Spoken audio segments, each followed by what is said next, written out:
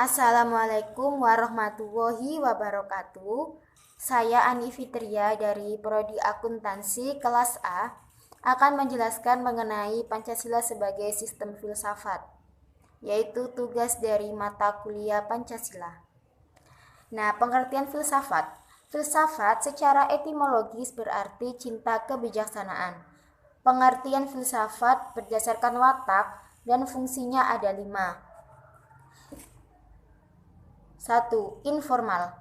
Informal adalah sekumpulan sikap dan kepercayaan terhadap kehidupan dan alam yang biasanya diterima secara tidak kritis. Yang kedua, formal, yaitu suatu proses kritik atau pemikiran terhadap kepercayaan dan sikap yang sangat dijunjung tinggi. Yang ketiga, komprehensif, yaitu usaha untuk mendapatkan gambaran keseluruhan.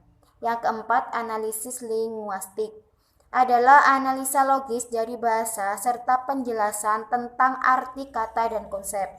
Yang kelima adalah aktual fundamental.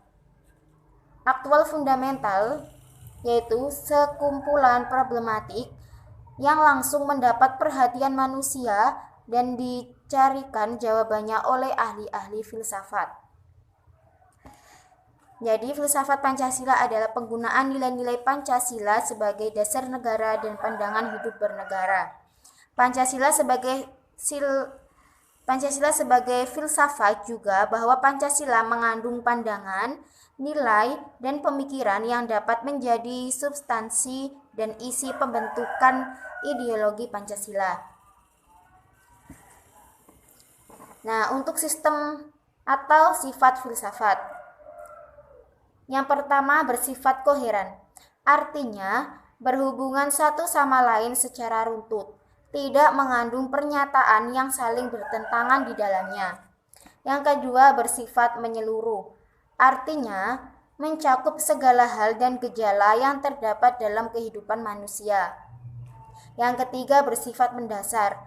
Artinya, suatu bentuk perenungan mendalam yang sampai ke inti mutlak permasalahan, sehingga menemukan aspek yang sangat fundamental. Yang keempat, bersifat spekulatif. Artinya, buah pikir hasil perenungan sebagai peranggapan yang menjadi titik awal yang menjadi pada dasar berdasarkan penalaran logis, serta pangkal tolak pemikiran tentang sesuatu. Sekarang alasan diperlukan kajian Pancasila sebagai filsafat. Yang pertama, filsafat Pancasila sebagai genetivus objektivus, yaitu nilai-nilai Pancasila dijadikan sebagai objek yang dicari landasan filosofinya berdasarkan sistem-sistem dan cabang-cabang filsafat yang berkembang di Barat.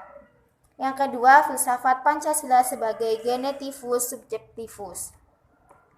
Artinya, nilai-nilai Pancasila dipergunakan untuk mengkritisi berbagai aliran filsafat yang berkembang, baik untuk menemukan hal-hal yang sesuai dengan nilai-nilai Pancasila maupun untuk melihat nilai-nilai yang tidak sesuai dengan nilai-nilai Pancasila.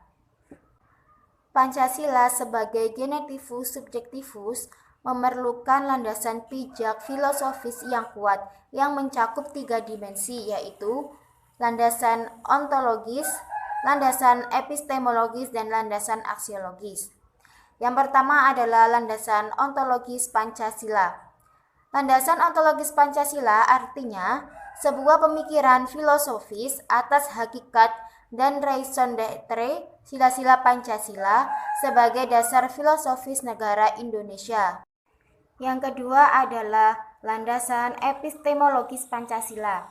Landasan epistemologis Pancasila artinya nilai-nilai Pancasila digali dari pengalaman atau empiris bangsa Indonesia, kemudian disintesiskan menjadi sebuah pandangan yang komprehensif tentang kehidupan bermasyarakat, berbangsa, dan bernegara.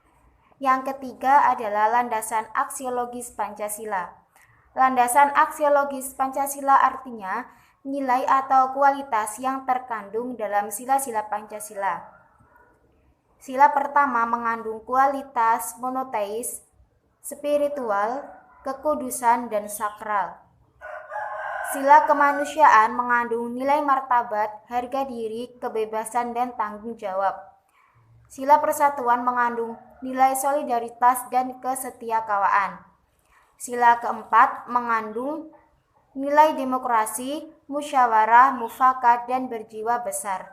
Yang kelima, sila keadilan mengandung nilai kepedulian dan gotong royong. Kemudian, esensi atau hakikat Pancasila sebagai sistem filsafat. Yang pertama, hakikat sila pertama, ketuhanan, terletak pada keyakinan bangsa Indonesia bahwa Tuhan sebagai prinsip utama dalam kehidupan semua makhluk. Yang kedua, hakikat sila kemanusiaan adalah manusia monopluralis yang terdiri atas 3 monodualis, yaitu susunan kodrat, jiwa dan raga, sifat kodrat, makhluk hidup, individu dan sosial, kedudukan kodrat, makhluk pribadi yang otonom dan makhluk Tuhan. Yang ketiga, hakikat sila persatuan terkait dengan semangat kebangsaan. Rasa kebangsaan terwujud dalam bentuk cinta tanah air. Yang keempat, hakikat sila kerakyatan terletak pada prinsip musyawarah. Artinya, keputusan yang diambil lebih didasarkan atas semangat musyawarah mufakat, bukan membenarkan begitu saja pendapat mayoritas tanpa peduli pendapat minoritas. Yang kelima, hakikat sila keadilan terwujud dalam 3 aspek, yaitu keadilan distributif, legal, dan komutatif. Keadilan distributif adalah keadilan bersifat membagi dari negara kepada warga negara. Keadilan legal adalah kewajiban warga negara terhadap negara atau dinamakan keadilan bertaat. Keadilan komutatif adalah keadilan antara sesama warga negara. Selanjutnya, urgensi Pancasila sebagai sistem filsafat.